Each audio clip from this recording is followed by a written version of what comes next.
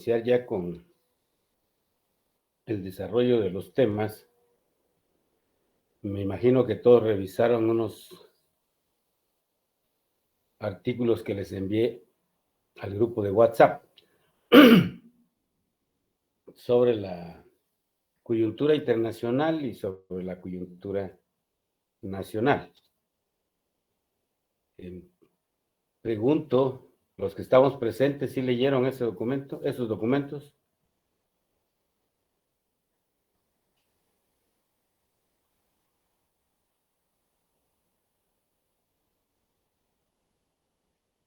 ¿Sí me escuchan, jóvenes? Licenciado, sí, en mi caso yo sí los vi, pero no los leí porque estaba en labores. Ya ahorita después de clase los leemos. ¿Alguien que haya tenido o que viva de sus rentas, que haya leído los artículos que envié?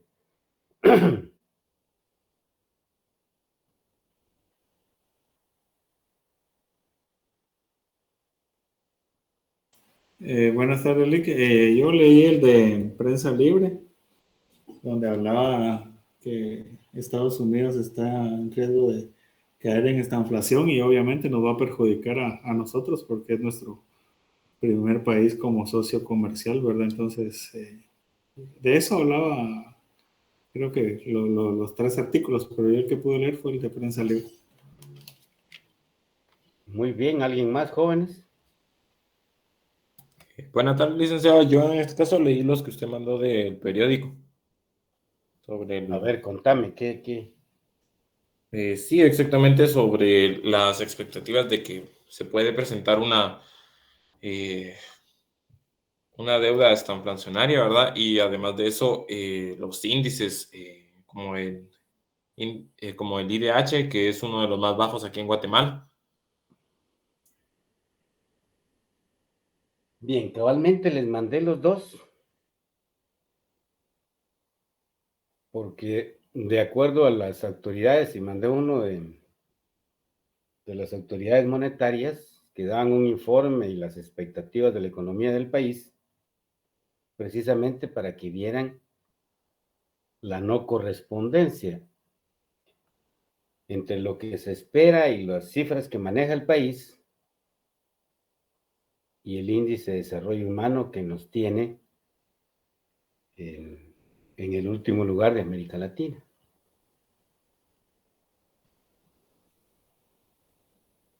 ¿Por qué les envié estos documentos? Uno, quiero por favor que comprendan que hay que leer. Para ser buen economista, se tiene que leer permanentemente, no solamente textos, la teoría, sino que cómo se está evaluando la actividad económica o la coyuntura económica internacional y nacional. Ahí hay aspectos, lógicamente, que ustedes saben por haber estudiado teoría económica, que son utilizados para poder explicar la situación de la coyuntura internacional, lo que podría esperarse derivado a los canales de distribución por un lado, por otro lado el tema de la guerra, ¿sí? Por otro lado la versión monetarista de la cantidad de dinero que las economías producto de la pandemia inyectaron a la economía de sus países y que eso es lo que está afectando la situación actual con el índice de precios, con la inflación ya llegando a casi 2 dígitos, que lógicamente es preocupante derivado a el efecto que tiene en el ingreso real de todos los consumidores. No hablo de los asalariados, de todos los consumidores, sean estos asalariados o no, ¿ya? Vivan de la economía informal, tengan un negocio, lógicamente consumen y su ingreso real se ve afectado. Y lo que quería que revisaran ahí, o lo van a revisar, es que se habla de la economía pública. de la política monetaria, ¿sí? Que los datos que dio el banco, pues realmente no están seguros de la situación. Los señores de la industria, cómo ven el asunto en el país, pero el mejor que puede dar opinión sos vos que sos economista, ¿ok?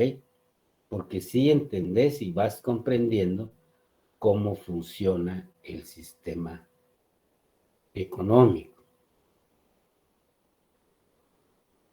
Lógicamente, lo que se espera, derivado a que se va a atacar las causas de la inflación con instrumentos que no van a tener un efecto en esas causas, sino que van a afectar otra variable, que en este caso es el consumo.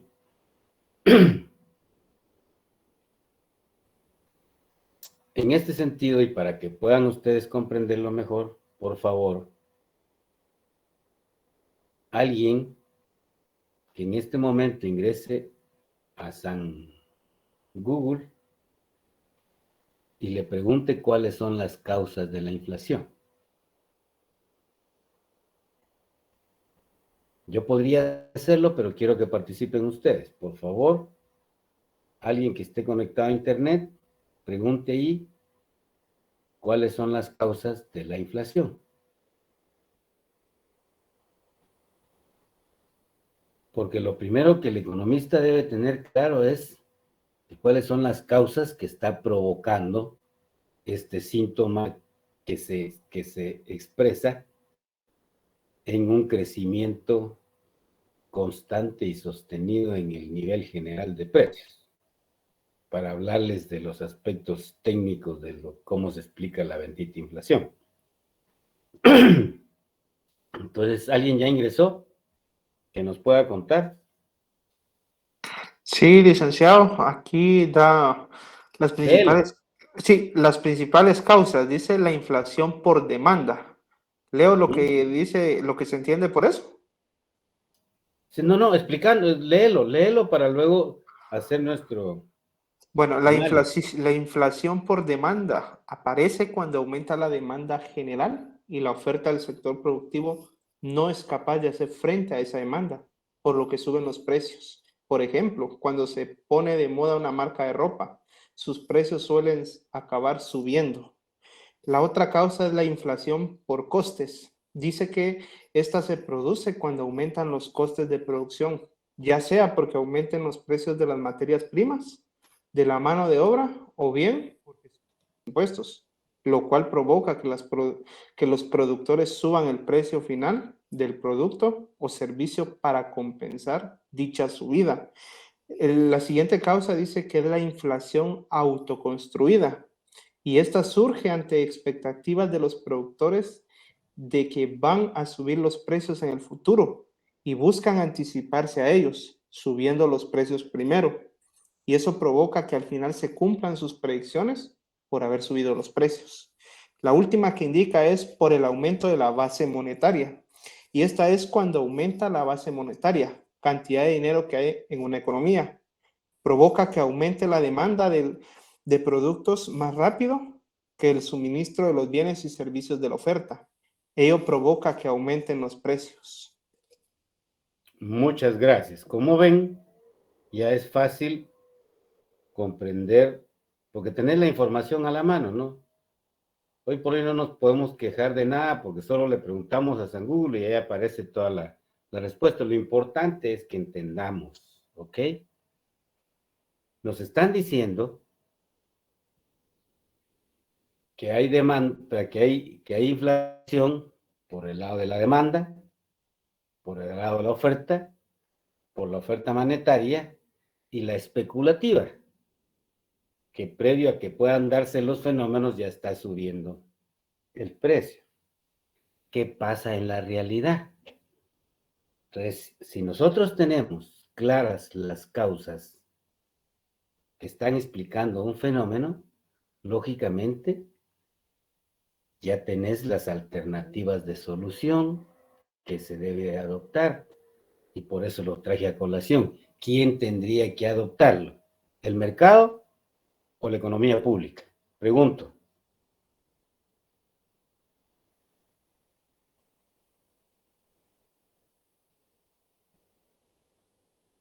Pregunto nuevamente. Si ya sabemos que las causas de la inflación vienen por el lado de la oferta,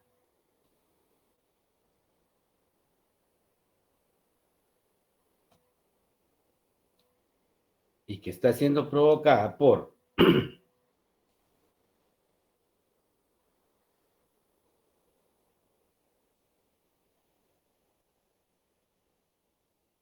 un fenómeno extraeconómico, por el tema de Ucrania-Rusia,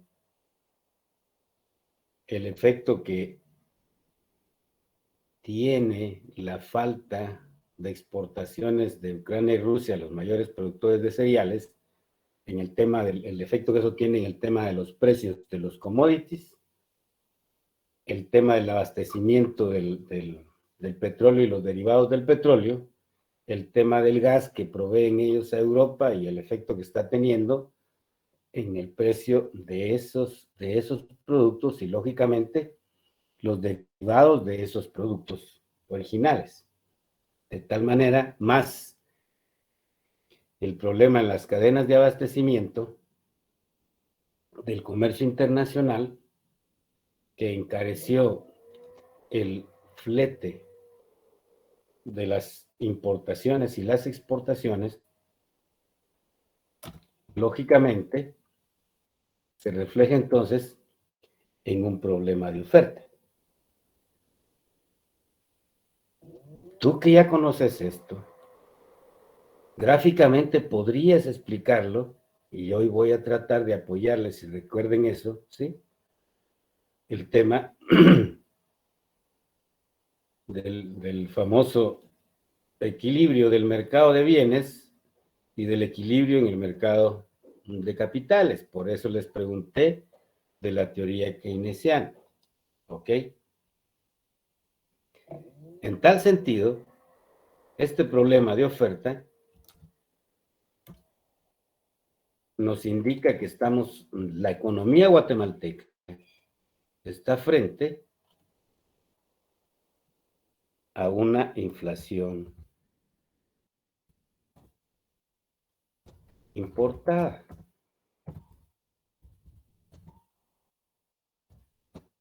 ¿Ok? El efecto de esta inflación importada en la oferta del mercado de bienes y servicios de Guatemala hizo que lógicamente hubiese un movimiento viendo de frente hacia la izquierda de la oferta.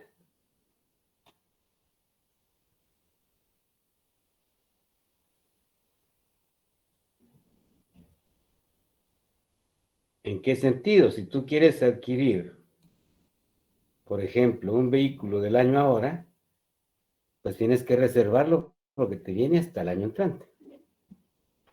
Y mira cómo están los precios de los vehículos, a pesar de que la demanda, ojo, se mantiene constante. Entonces, lógicamente, si vos te pones en el punto de equilibrio, que es la intersección, y eso tú ya lo sabes, de oferta y demanda, donde vas a tener el precio de equilibrio,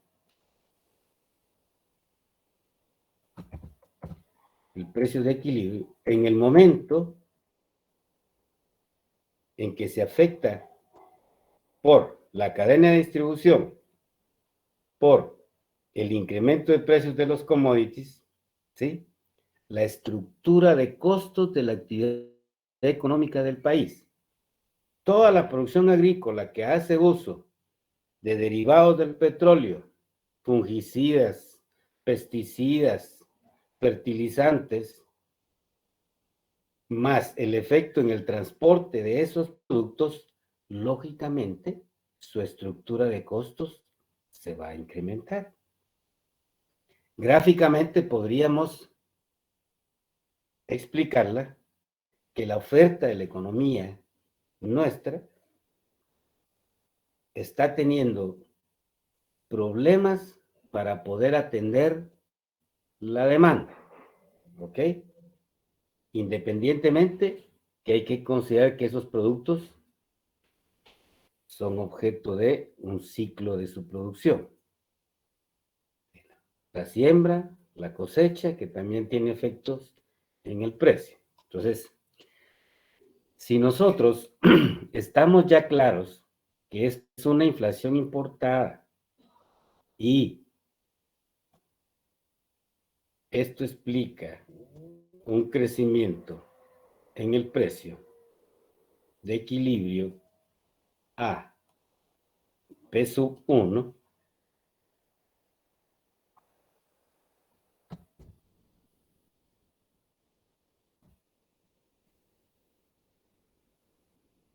se va a producir menos cantidad, lógicamente,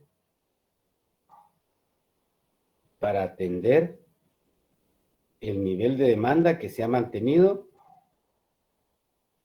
constante o permanente, que no ha tenido ningún movimiento. ¿Ok? Acá ya tenés la cantidad, la cantidad en equilibrio y la cantidad 1.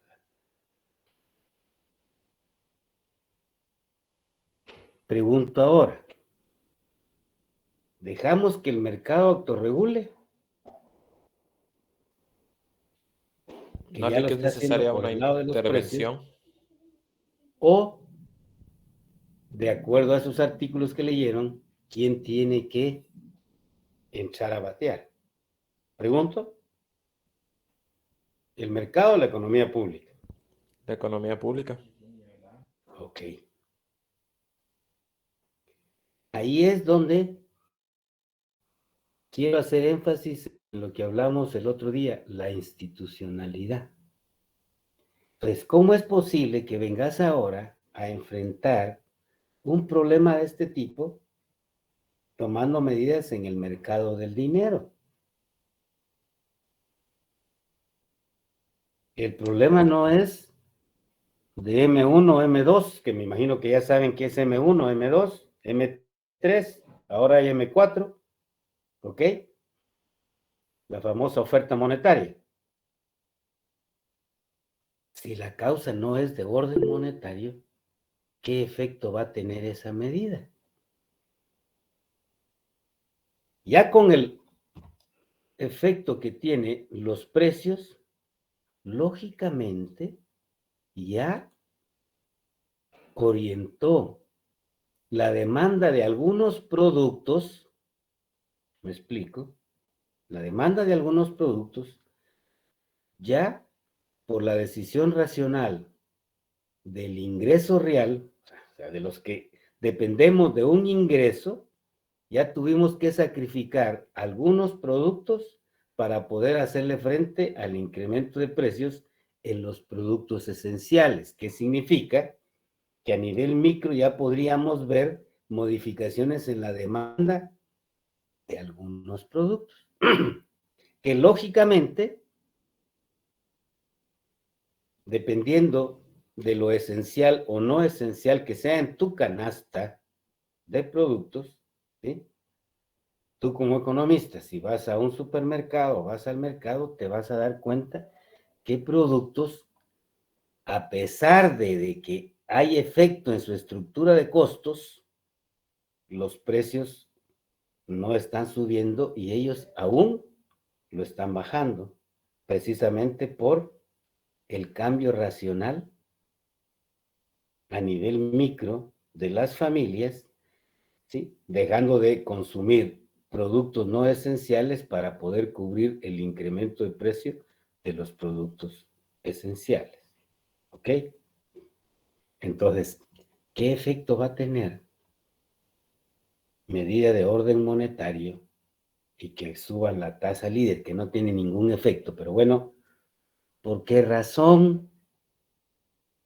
Porque vos sabés que estudiaste el mercado de dinero,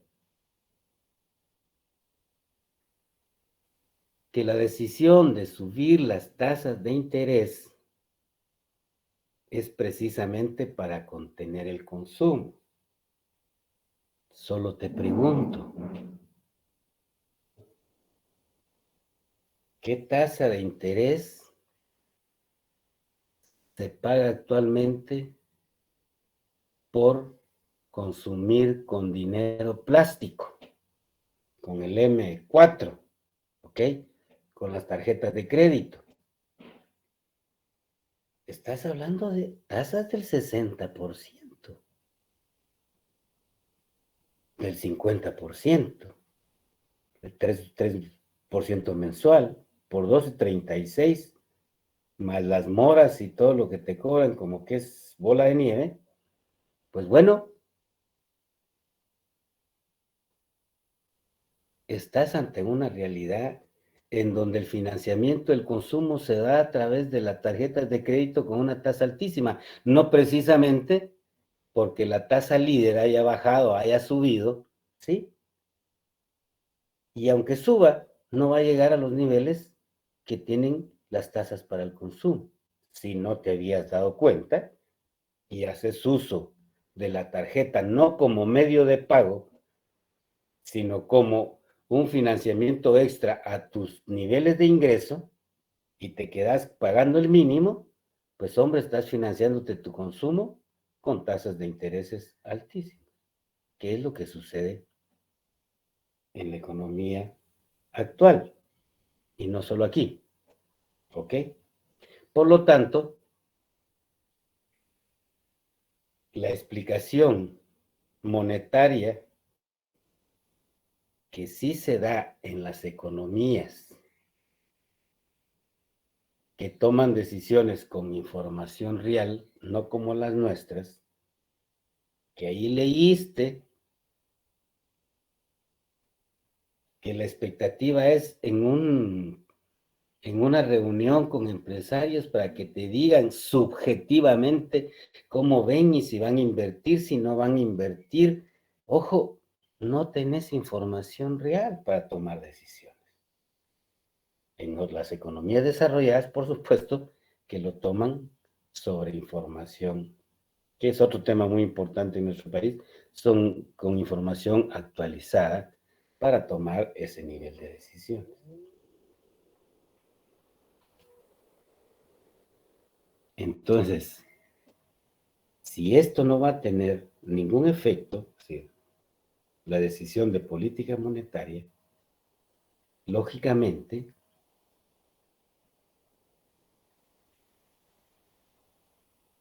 porque no es causa monetaria, no es problema de demanda, es inflación importada por todo lo que ya dijimos,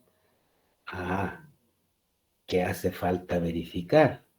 O sea, que el país no tiene institucionalidad para poder evaluar si lo que está pasando acá es el reflejo que debe de darse en el precio. Me explico ahora.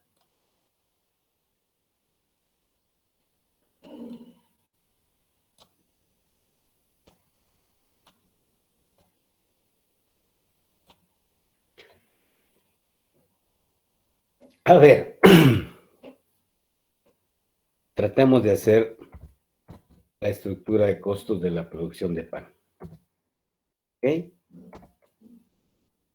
Vamos, en el pan se necesita harina, que esta es importada. ¿Ok? Manteca,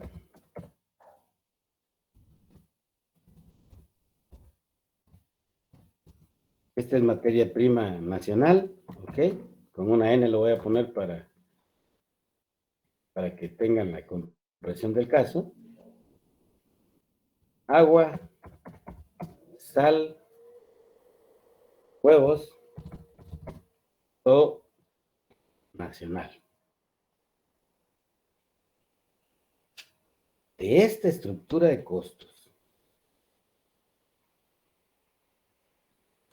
¿cuántos panes?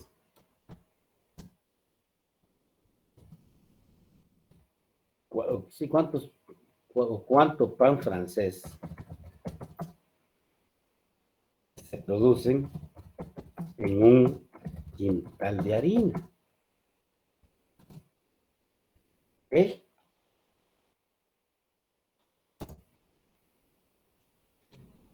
Teniendo el dato del número de pan francés que se producen en un quintal de harina, lógicamente, ¿cuál ha sido el incremento del precio del quintal de harina?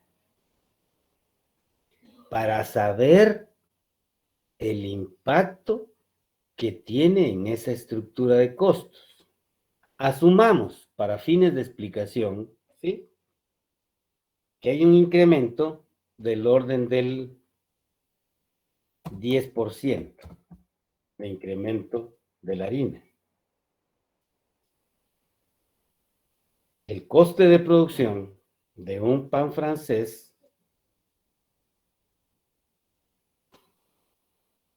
vamos a asumir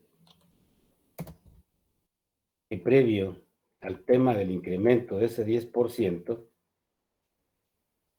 te vendían precio de tienda, 4 franceses por un quetzal. Su coste, asumamos que en lugar de estar en 25 centavos por cada francés, pues el coste asumamos que es de 20 centavos.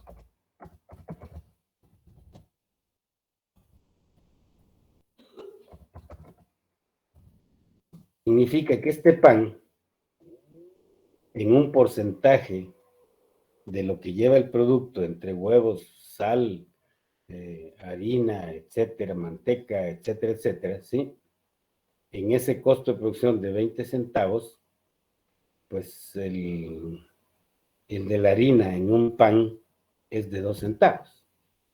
¿Ok?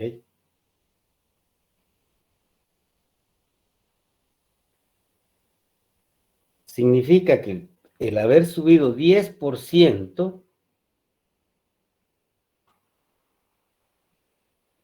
el quintal de harina,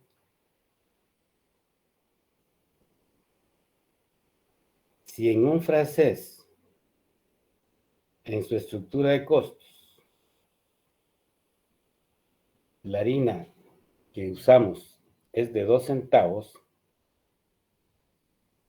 y distribuimos equitativamente ese 10% del quintal de harina, que asumamos que te produce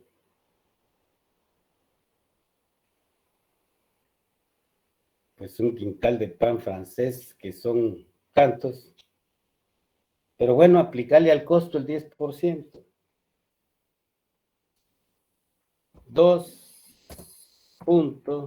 10% de 2.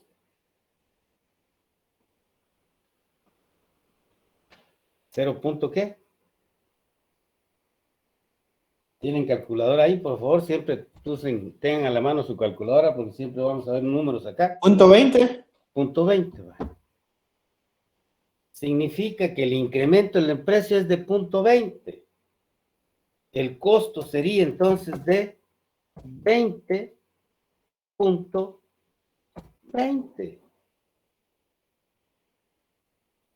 Pero si en el mercado te costaba 25 el pan y a este le aplicaste al precio, no al costo, ojo, le aplicaste el 10%,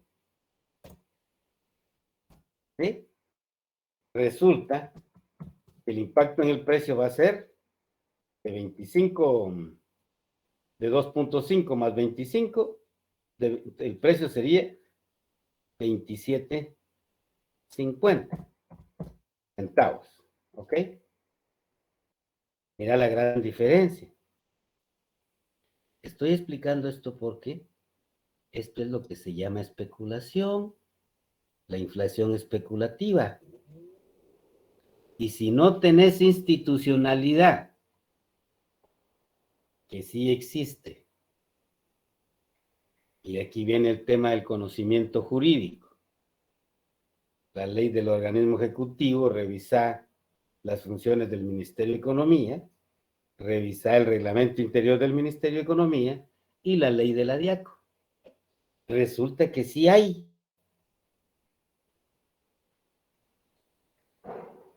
Pero como no se cumple la ley, ni tampoco la ley, ahí sí no le da a la DIACO la fuerza coercitiva, mucho menos para que te den información real del costo de producción. Estas instituciones, para evitar la inflación especulativa, tendrían y deben de tener una sección especializada para estimar los costos estándares de la producción, al menos de los productos esenciales, para proteger el ingreso real del consumidor. ¿Ok? Ese ingreso real, lógicamente, se ve contraído.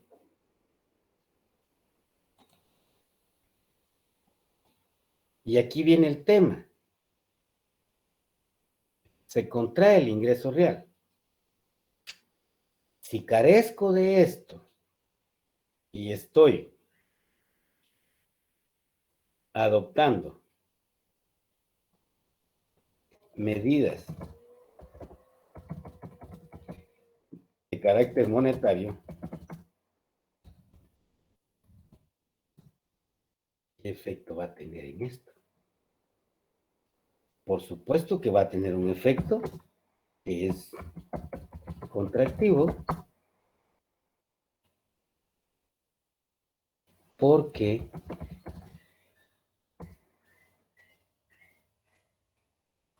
si sube la tasa líder, y aquí viene el tema, te vas a la estructura de costos de los servicios financieros.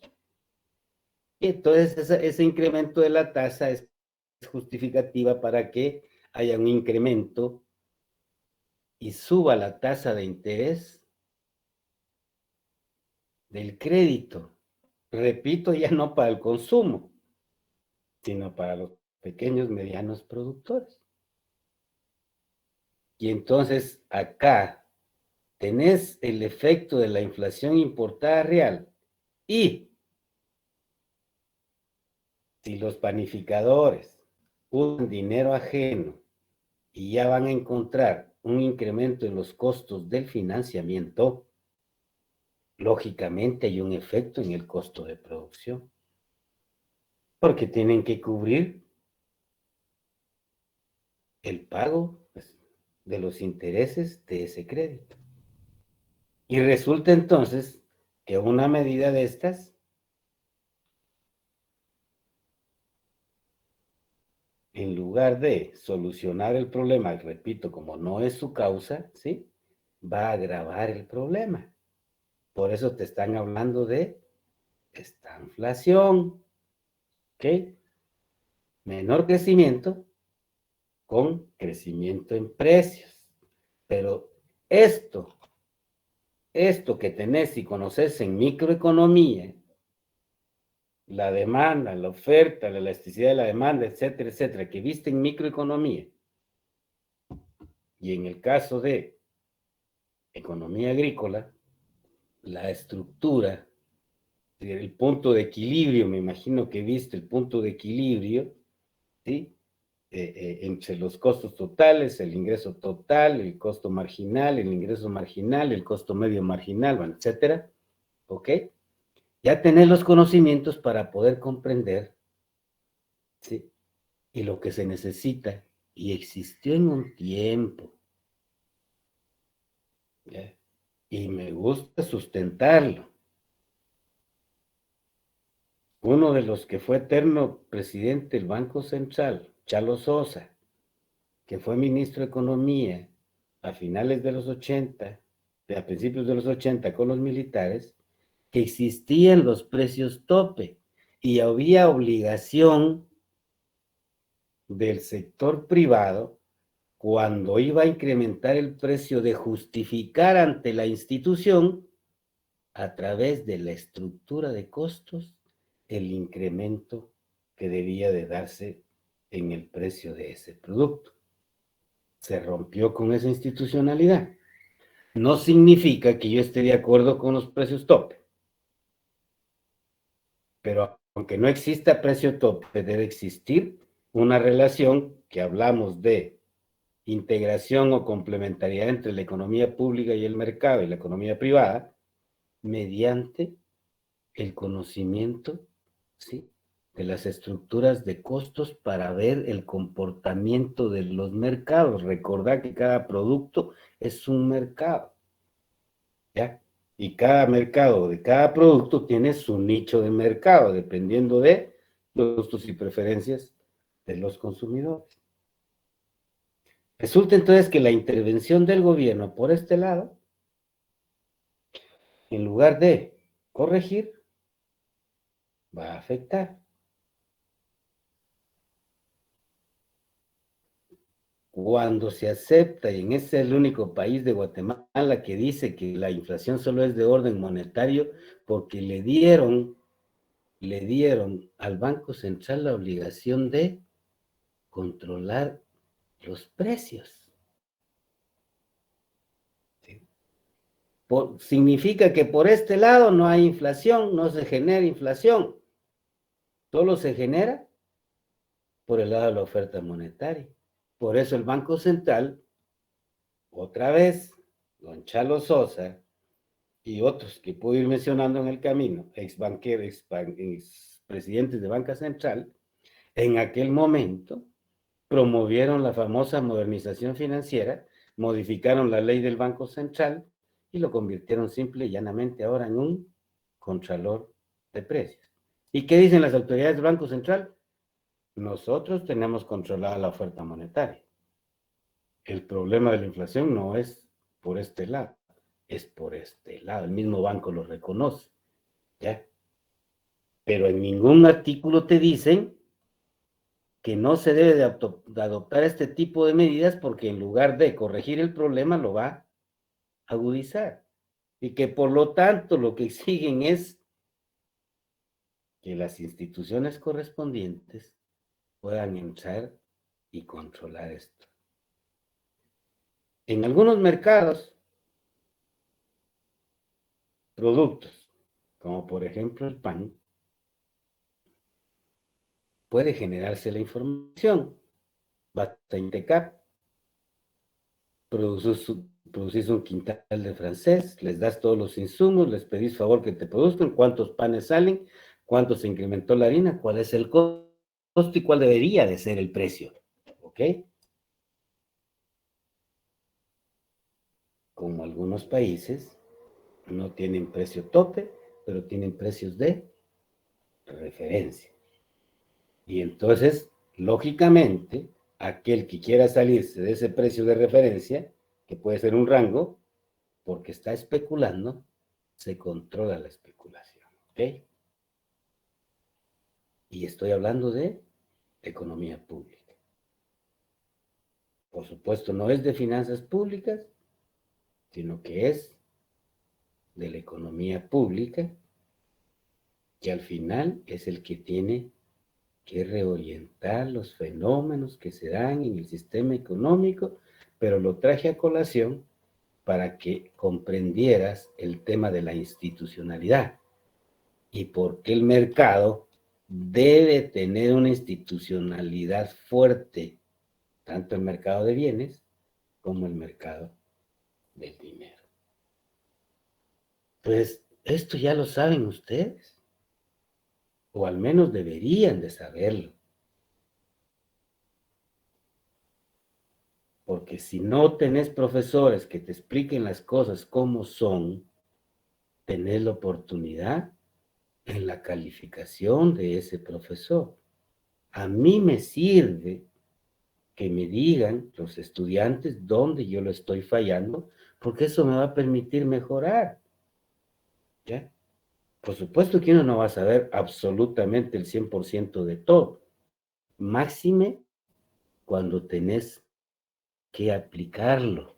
Pero vos tenés, en el caso de la academia, la sartén por el mango, en esa bendita evaluación de tus profesores. Y tenés la sartén por el mango cuando elegís a tus autoridades, ¿ok?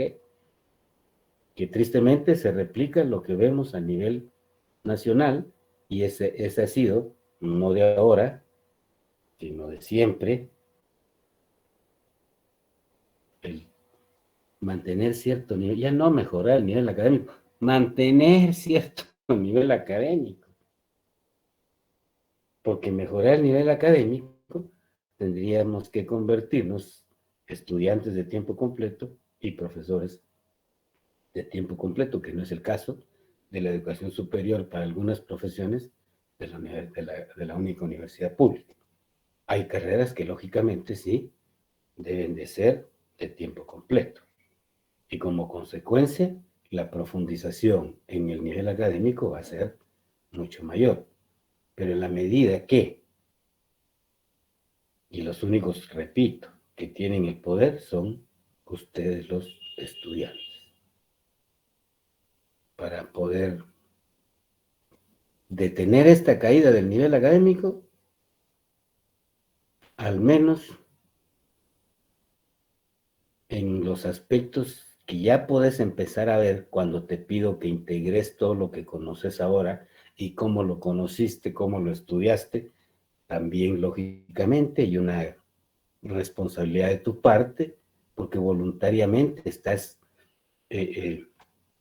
recibiendo y llevando esta carrera en lugar de estar en el mar a pierna suelta, disfrutando de la vida. Tu costo-oportunidad, si adoptaste la decisión de, pues lógicamente, si yo estoy estudiando, también tengo que poner mi parte. Y una de las cosas que yo pido es que pregunten, por Dios santo, porque aunque sea eso, que pongas de tu parte, mire, no comprendo eso, volvamos a ver, perfecto, volvamos a verlo, ¿ya? Cuando yo les pregunté algunas cosillas de macro, era precisamente para ver si traían algunos temas que les permitiera comprender el fenómeno tal cual es. ¿Ya llevaste metodología de la investigación?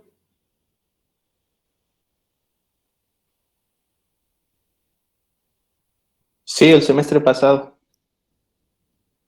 Al menos vieron el método lógico como antecedentes de todo lo que debe llevarse en el tema de una investigación. Fue el que te hice acá, que podés verlo, o que también lo ves,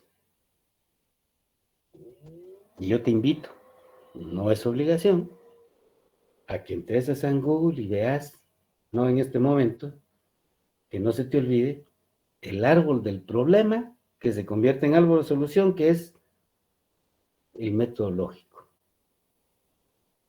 Acá te dice el árbol del problema. ¿Cuál es la causa número 1? ¿Cuál es la causa número 2?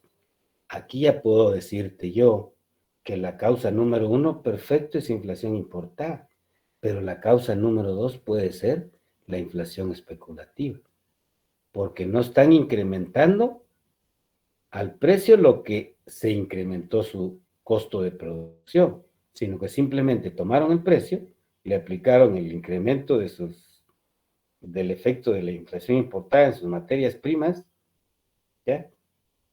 Y te están dando un precio cuando debería de ser 20 centavos. 25.20, no 27.50.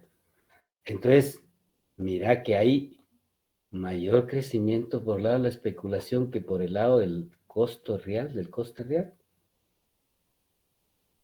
¿Ok? Y acá no estoy especulando. Acá tenés que manejar la estructura de costos y ver el impacto en el insumo que te lo está causando. que debe de reflejarse en el precio. Pero si hay un impacto mayor al efecto real que debe tener este insumo, eso ya se llama especulación por el lado de lo que el compañero nos leyó de la inflación especulativa. Hay otro tipo que no se discute y que tiene su sustento, que es la inflación psicológica. Me explico. A ver, ¿qué haces vos si tu ingreso se deriva porque estás en la economía informal y solo vendes naranjas? Tenés tu venta de naranjas, pero te subió el pan, te subió la luz, ¿sí?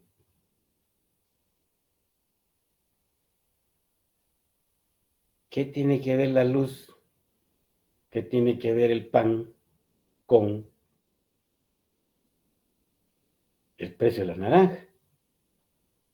Pues yo voy a vender más caro el precio de la naranja porque ya pago más de flete de la terminal para el mercado donde yo estoy, o en la carreta que voy y voy distribuyendo mi naranja. ¿Me explico? Pero que ya haya subido la luz no tiene absolutamente en la estructura de costos.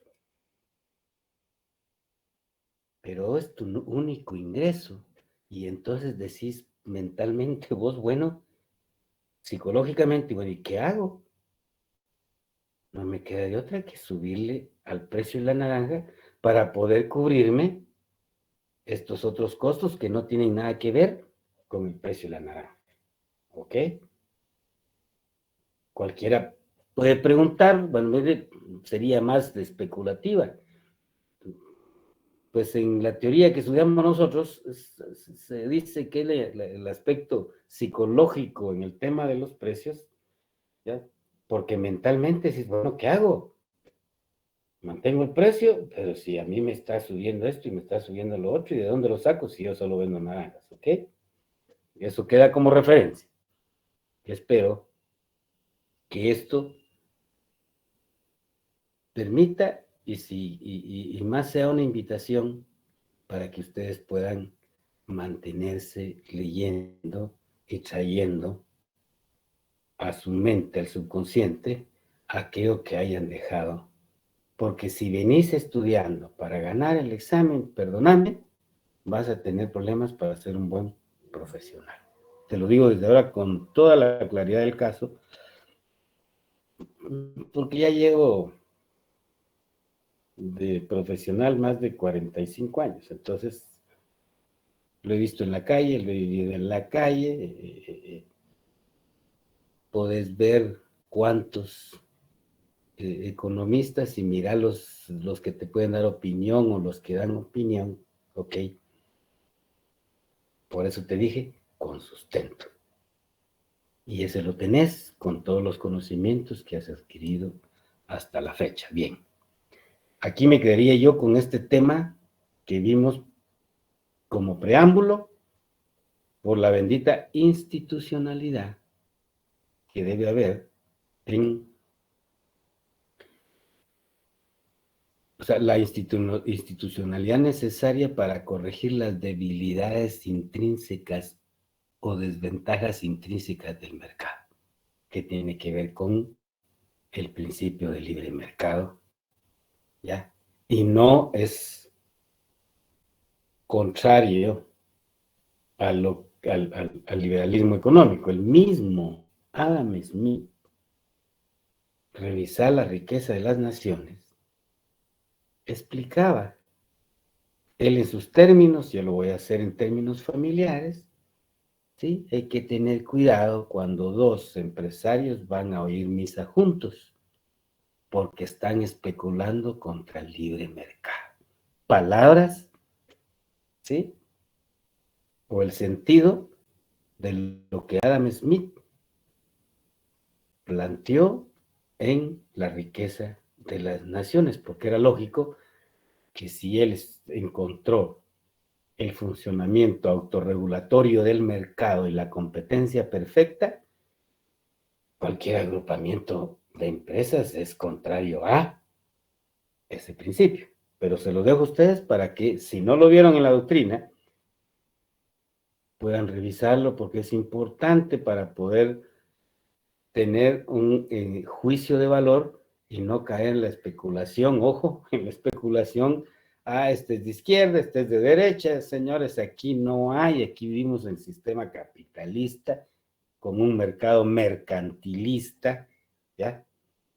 Y con una institucionalidad totalmente debilitada, que es el efecto que estás viendo en la democracia por ese mercantilismo que se trasladó del mercado a las instituciones. Tanto del mercado regulado como del mercado ilícito. Y sabes que te hablo con mercado ilícito, ¿ok? Bien. Ahora sí pasamos a nuestro tema, ya directamente sobre las benditas finanzas públicas, que también se le llama hacienda pública o ciencias fiscales. El edificio que tienen enfrente, me imagino que todos lo conocen, es el edificio de finanzas de la República de Guatemala, finanzas públicas. Es el responsable, de acuerdo a la ley, de la hacienda pública.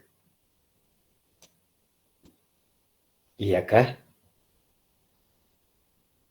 pareciera ser que son términos que conocemos, pero si te pregunto a vos, ¿qué entendés por hacienda? ¿Qué podrías decirme?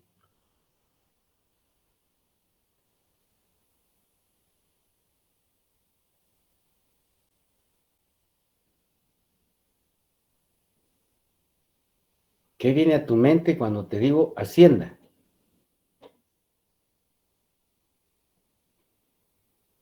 Un ente fiscalizador del Estado. Esa sería la Contraloría General de Cuentas. Licenciado, tal vez un ente que recauda los impuestos y Tal vez, demás. ok, muchas gracias. Tal vez, seguro mi pregunta, por lo que ustedes están viendo acá, ¿ya? Yo solo estoy preguntando Hacienda.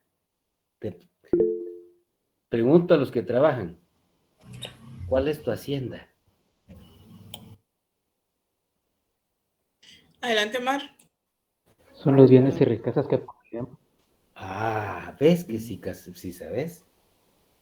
Y este es un término feudal, hacienda feudal, el hacendado, términos que se usan en la economía rural. Entonces, lógicamente, y aquí sí viene lo que los compañeros dijeron, porque, la recaudación, pues esa es una, ¿y quién es el responsable de esa hacienda?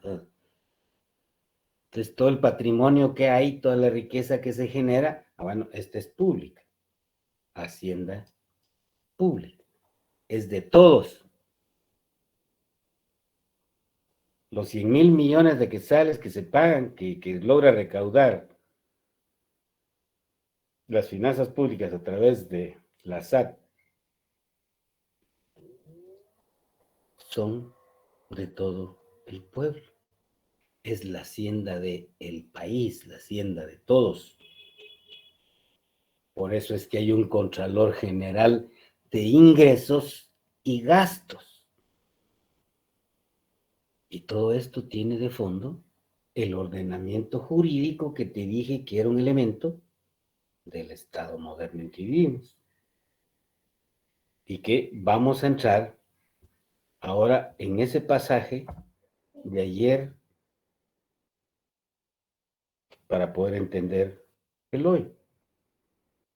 Y no me queda más que llevarlos a la economía primitiva, que ustedes ya lo vieron allá en el área común. Las formaciones económico-sociales, creo que el curso todavía se llama, no es ciencia política ni economía política, sino Socioeconomía general. es socioeconomía general. Te agradezco, ¿ok? Como ves, sí te sirve el conocimiento del área común, porque aquí vas a ir comprendiendo, ¿ya? que se daba en esa comunidad primitiva. Y aquí, por favor, quisiera voluntariamente que me apoyen leyéndome lo que está en la diapositiva, por favor.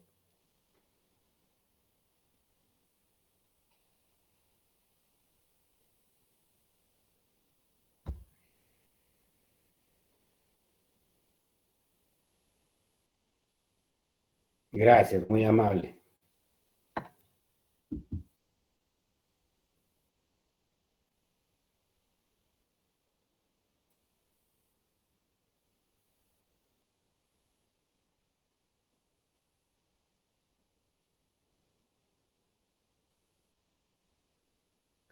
Gracias. A ver, aquí hay tres aspectos bien importantes.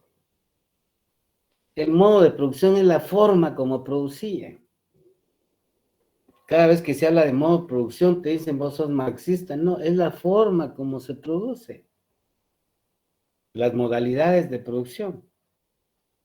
Lógicamente, en esa época, los instrumentos o los medios de trabajo, pues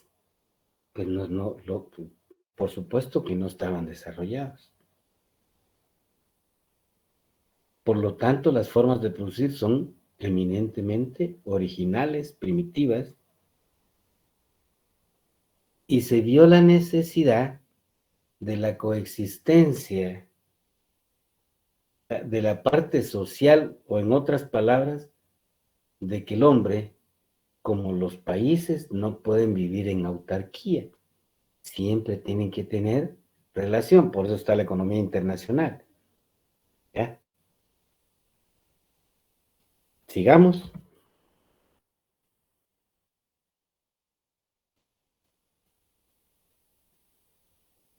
¿Quién me estaba ayudando, por favor?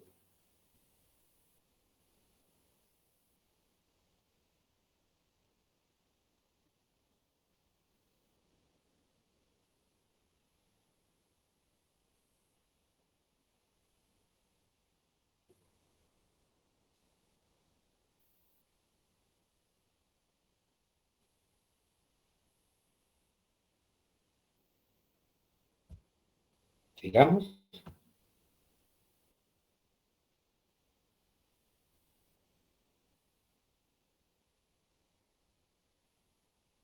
Convivencia.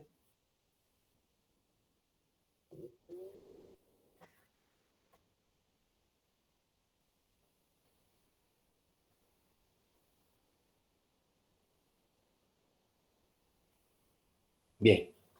Estos aspectos son eminentemente para comprender el sistema económico actual.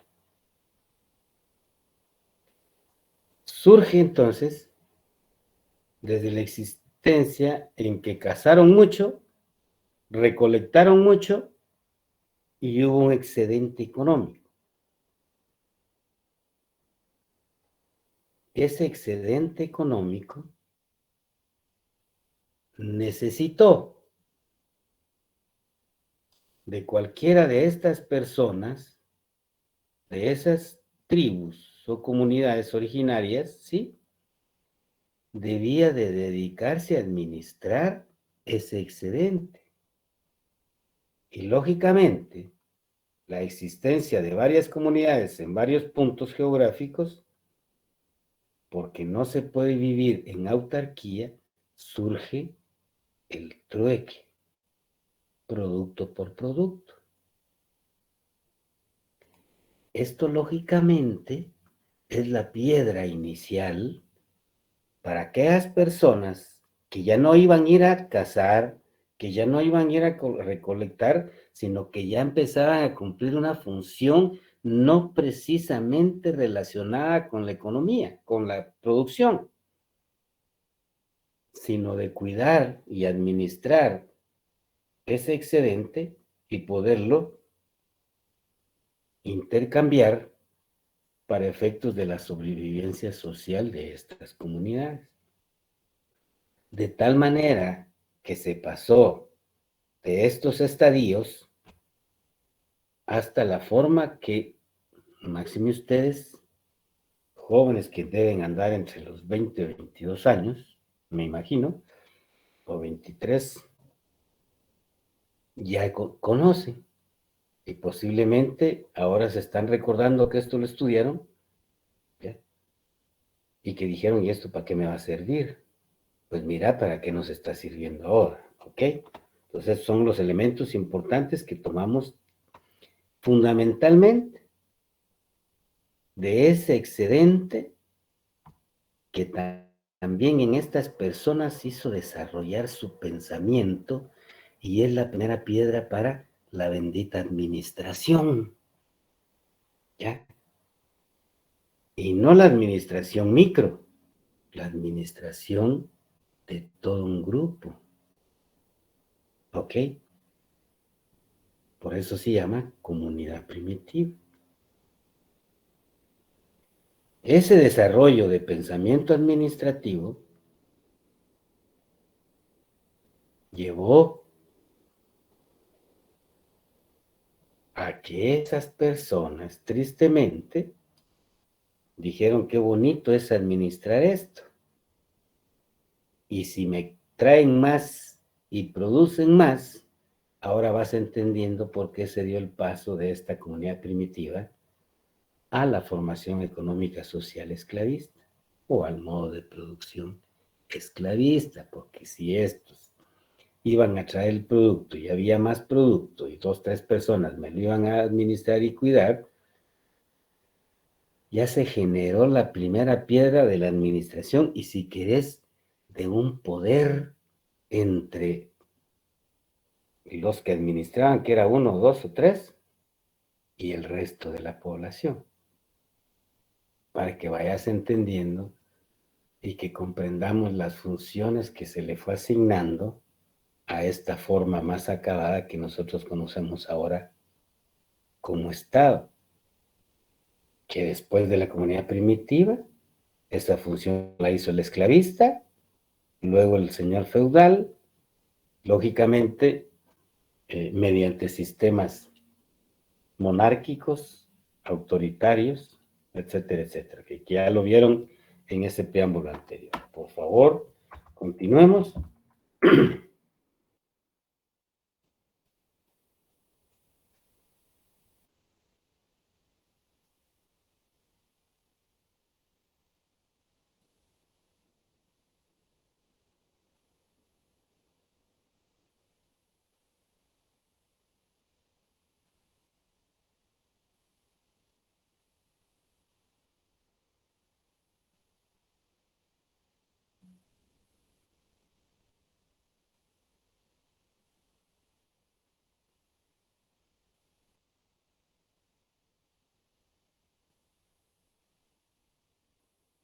Ok, lógicamente saben ustedes que previo al feudalismo estuvo el esclavismo, pero para fines del Estado moderno se fundamenta a partir de el sistema feudal. Sigamos, por favor. Acá, la estructura que nos explicaron en aquel momento en ese vídeo, pero que la tienes acá. Los estamentos privilegiados y el estamento no privilegiado. ¿Por qué es importante este elemento? Porque por favor ya revisar los indicadores de desarrollo humano que están en ese reportaje de prensa escrita, ¿sí? Y trae a tu mente la estructura socioeconómica de la actualidad en este país y en los países que vivimos en el sistema capitalista. Si esta estructura ha variado o no ha variado. ¿Ok? Los países con mayor éxito, lo que ampliaron mediante la administración y la institucionalidad que generaron fue el estamento no privilegiado a un nivel mayor.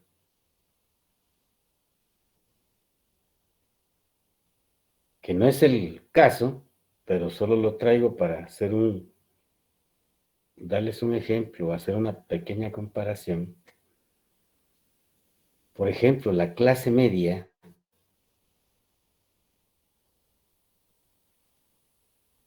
de la sociedad costarricense es mucho más amplia que la clase media guatemalteca. Si nos comparamos con otros países, si tenés países con indicadores de pobreza del 17%, significa que han ampliado su capa media. Y esos indicadores que te mandé, que no los querían reconocer, ya que te llevan el tema a un 70%, estamento privilegiado, en lugar de reducirse, se ha incrementado. Lo que antes fue, ahora pasó a ser parte de acá. Por lo tanto, los indicadores de desarrollo humano van a ser mucho menores que el resto de países. Entonces, ¿cómo ves? Con una estructura, poniéndole datos a mi país, comparándome con un país centroamericano o de América Latina, voy a tener indicadores como el que vimos ahí en ese reportaje sobre la media de América Latina. ¿Ok? Que no viene de ahorita. Por eso era importante comprender ayer para entender el hoy. Por favor.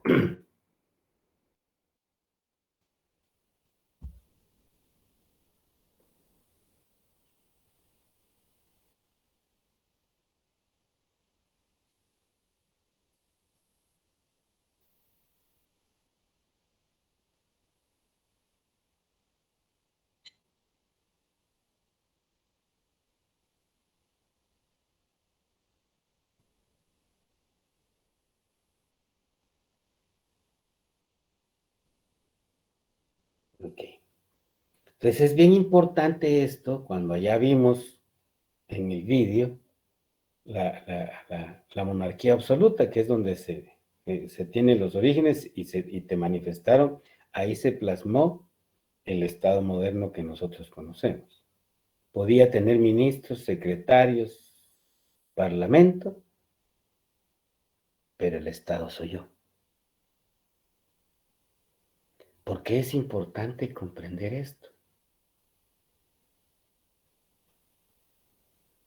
¿Será efectiva la democracia o es democracia real la que vivimos nosotros los guatemaltecos? ¿Habrá alguien atrás de esa institucionalidad que dice el Estado soy yo? Que no fue tan transparente como en este tiempo, ¿me explico? Pero todos los aspectos, si es que te gusta la lectura, o incluso de escuchar noticias, ¿sí? Y podés ver cómo se modifican las leyes, cómo es posible que después de 15 años, a ver, 2009 para acá, 12 años, de que se presentó una ley de desarrollo rural para este país y una ley de competencia, incluso la bendita ley de competencia con dictamen de los expertos de Estado del mercado norteamericano. ¿Cómo es posible que esas leyes no logren ser aprobadas?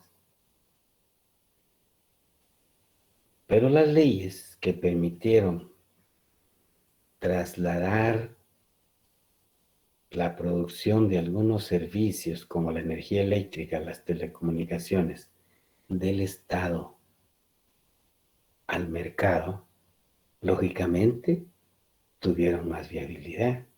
Las leyes que en los últimos años se han emitido, incluso para retorcer delitos penales, ok, entonces, ojo, para que vayas viendo cómo la debilidad institucional te lleva a menos democracia. Digamos.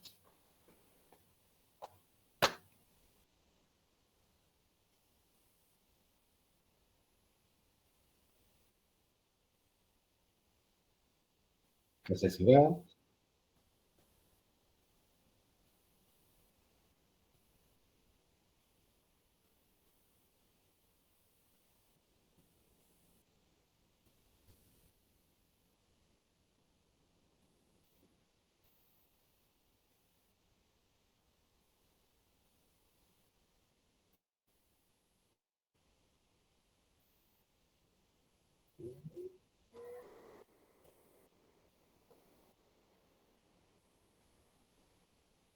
¿Ok? Como ven, una monarquía absoluta. El Estado soy yo, acá yo limpio, tomo legitimidad, y aquí están las bases de la existencia del poder ejecutivo, del poder legislativo, el parlamento, y lógicamente los gobernadores, que eran súbditos, que eran los que tenían al señor pretor para poder ir resolviendo los conflictos que se generaban en ese tipo de sociedad. ¿Ok?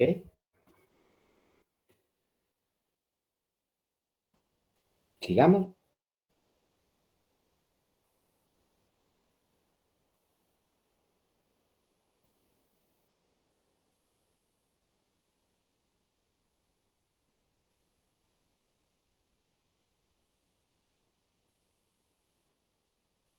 Ok. ¿Qué lección nos deja esto para el curso de finanzas? Aparte de que todo es importante en cuanto a estructura y conocimiento, el tema de los impuestos. Que toda organización social, a partir del Estado moderno que nosotros conocemos ahora, para poder atender a la convivencia de esa sociedad, necesita de impuestos, lo cual no significa que el impuesto surge acá. El impuesto es bíblico y lo vamos a ver. O sea, el tema del tributo nace con el hombre o con el modo de producción, incluso comunitario, pero imagínate al modo de producción capitalista y de ahí para adelante, pero vamos a chequear un poco en el tema de la historia. Por favor, sigamos. Si logras ver las letras. Ok, entonces, gracias, ya voy a trasladarles.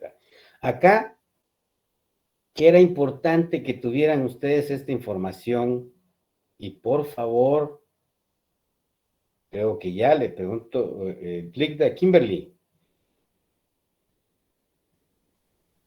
Kimberly, ¿Quién manda el link? ya les subió estas diapositivas. Sí, sí, desde el Unilink. Ok. ¿Ya tienen las diapositivas? Por favor, no es obligación. Por favor, impriman. Impriman. Si quieren ahorrar 2 o 3 en cada hojita para anotar las observaciones de la explicación que vamos dando acá. Y en este caso, este gráfico o este marco conceptual nos permite revisar las formas de dirigir los estados o las formas del gobierno, pueblo y territorio. ¿Qué tipo de relaciones se dan entre gobierno, pueblo y territorio? Lógicamente, lo primero que tenemos son los sistemas políticos, que se refiere a los tipos y formas de los gobiernos. ¿Se recuerdan que les mencioné yo que paralelamente al liberalismo económico surge todo el pensamiento del liberalismo político? ¿Ya? Y este sistema político se representó en monarquías, aristocracias, formas de sistemas políticos, parlamentarismo, presidencialismo, semipresidencialismo, monarquía parlamentaria. Todas estas formas, parlamentarismos y el desarrollo histórico que se da con las monarquías y la aristocracia, por ejemplo, en Grecia, se originó el sufragio limitado en asamblea. En Roma, el equilibrio de poderes para un modelo republicano. En la Edad Media, esta es en la Edad Antigua, Grecia, Roma, ¿ok? En la Edad Media, o en el medievo que le llaman, en el feudalismo, la monarquía absoluta y algunas democracias urbanas. En Inglaterra, lógicamente, Inglaterra es el nacimiento o el germen de la monarquía parlamentaria.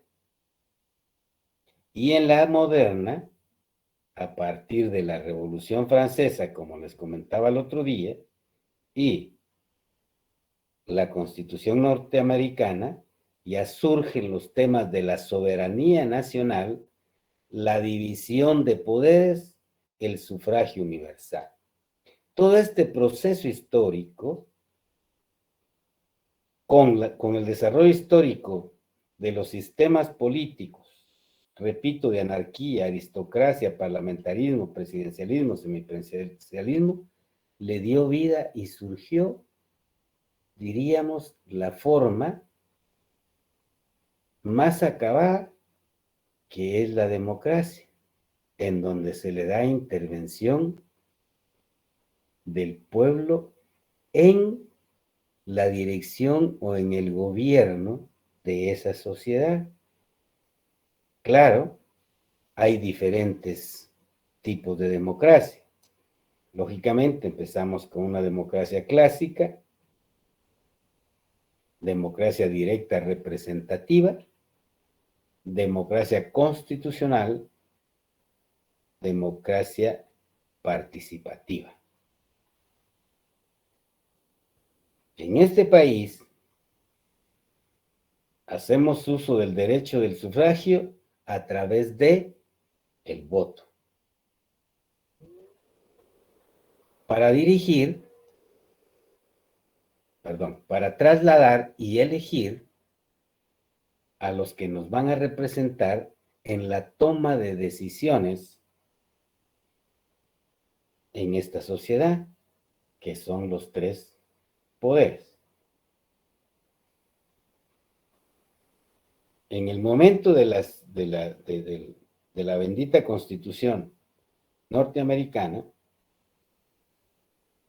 surgen o hay democracia defensora, democracia desarrolladora, democracia competitiva de partidos. Este desarrollo histórico nos llevó a la edad contemporánea, a la democracia liberal, popular, social, al constitucionalismo y al nuevo constitucionalismo, que es para el caso latinoamericano. ¿Por qué razón? Porque en un gobierno que representa o que interviene el pueblo a través de lo que ya indicamos, ¿sí?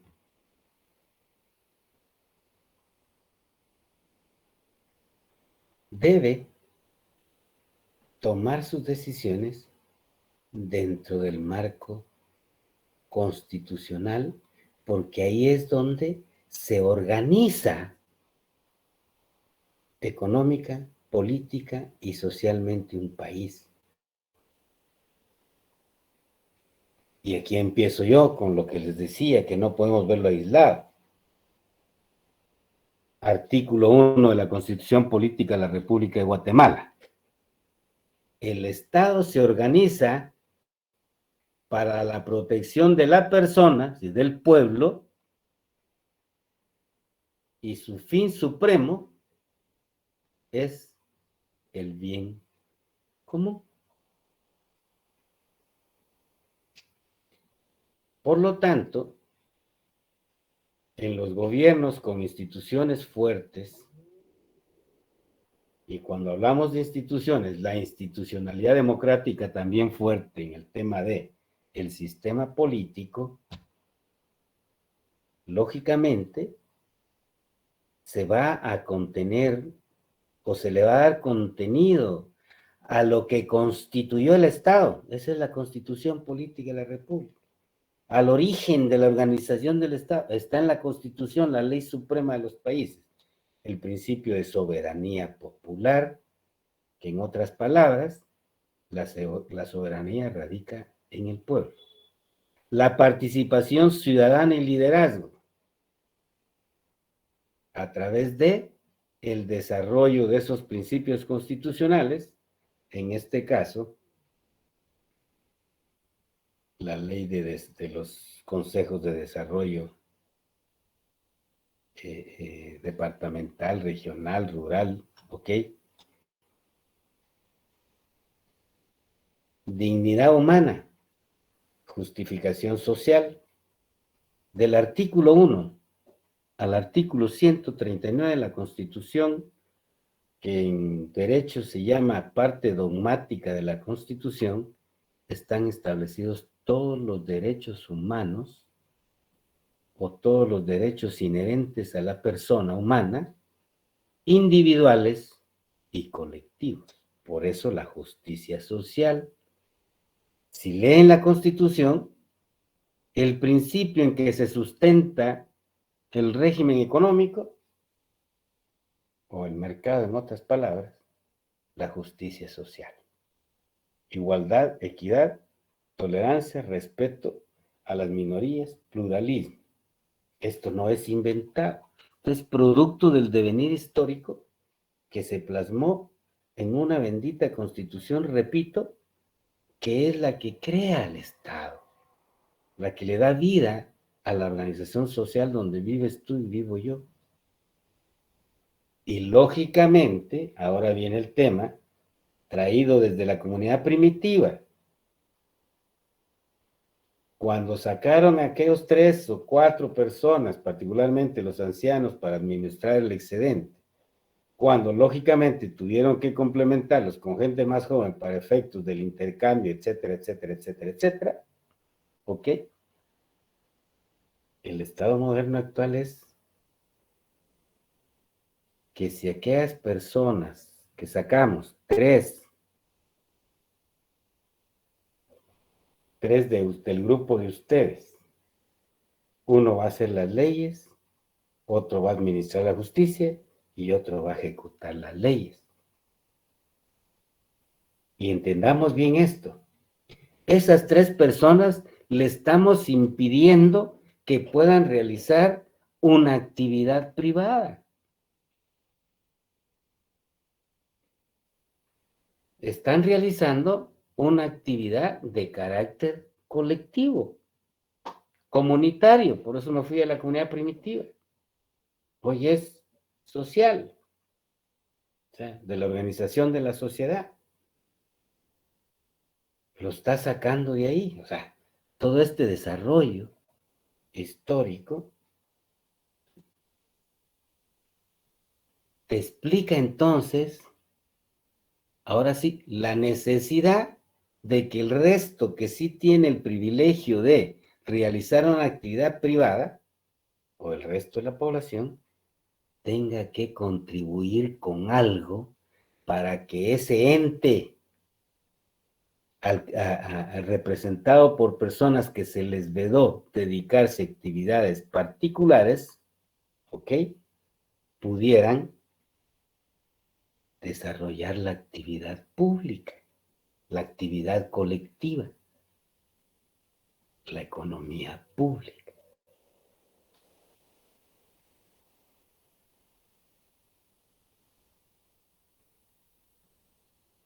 De tal manera que se requería, por lo tanto, que esas personas se dedicaran a eso y, lógicamente, vivieran de eso, la famosa carrera civil.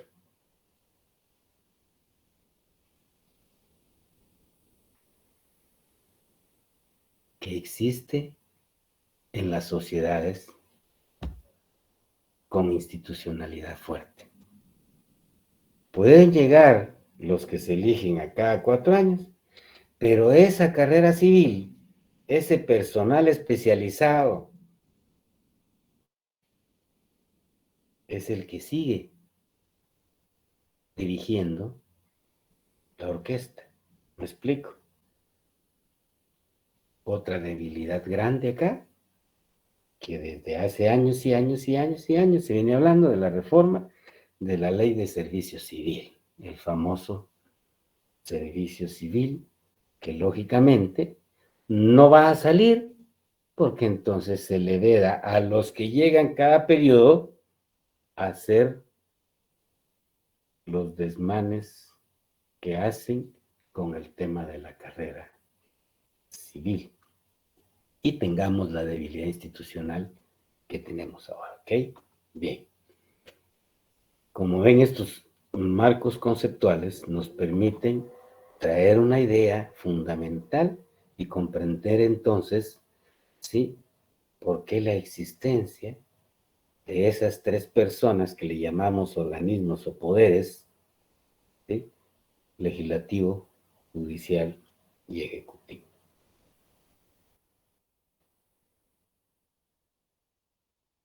Eso nos lleva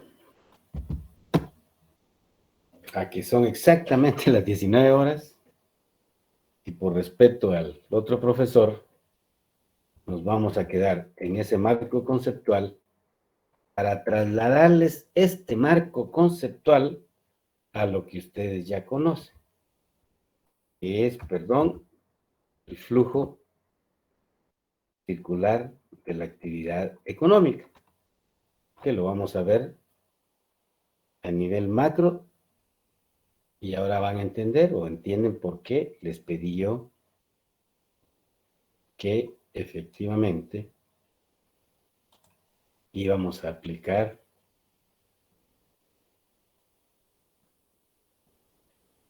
o integrar los conocimientos de macroeconomía que ustedes ya tienen. Si tuvieran, por favor, alguna inquietud de esos antecedentes que vimos, es el momento de hacerlo, ¿ok?